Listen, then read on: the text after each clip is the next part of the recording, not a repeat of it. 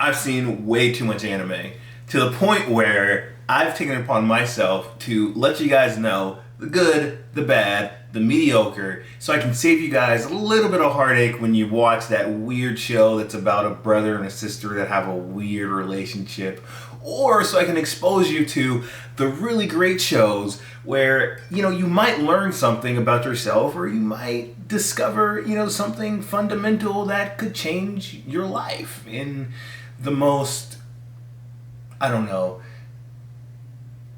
weird way. And here's the thing.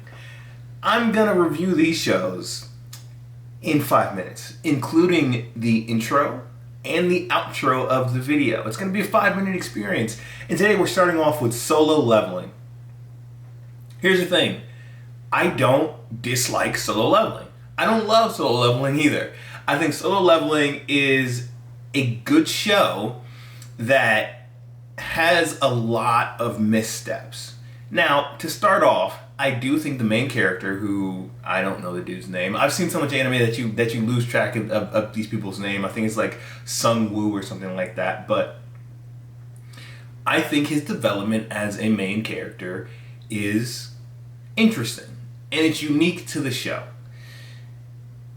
However, the concept is not. If you've seen any isekai, it pretty much has that same isekai buildup of a weak character who levels up really quickly, which is the whole point of Solo Leveling. However, for the main character of Solo Leveling's situation, it's different because not only does he change aesthetically multiple times throughout the show, his overall kind of leveling up doesn't really stop. It seems like it goes throughout the entirety of the show. And if you're familiar with some other shows, and isekais and Solo Leveling don't really go together, but I mean, a lot of them have the dungeon, medieval aspects, and Solo Leveling doesn't have that medieval aspect, but it does have that dungeon aspect. But in those shows, it kind of seems like the main character kind of hits a plateau. He hits a peak. Like, he's so OP that nothing can hurt him, and he just one-taps everybody. The difference with Solo Leveling is he's continuously leveling up, but then he also gets in situations like, oh snap, I'm not going to win. I have to withdraw.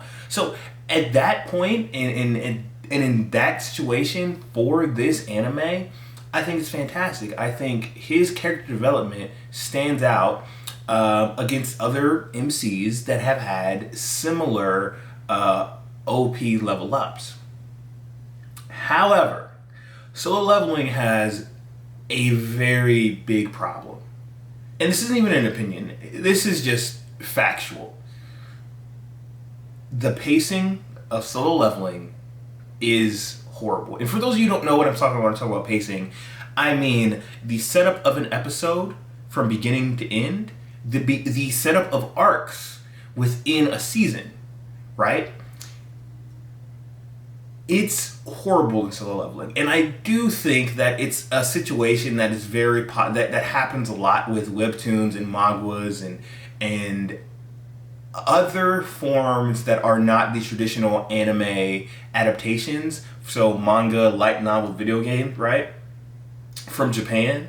I think the other mediums that are getting transported, whether it's a manhwa or a webtoon, into anime, I think they struggle an ungodly amount when it comes to pacing and building a story correctly, because the format of anime is so geared towards adapting a manhwa or a manga to an anime that the other formats kind of get lost in the shuffle, in my opinion.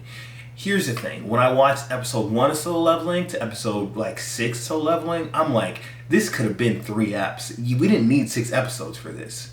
And kind of continued throughout the entirety of the first season. And now we're on the second season, and it feels like now halfway through, we're on ep 6 right now, it feels like we're at a point where, okay, now everything is really coming together. It fits now. But it took a season and a half.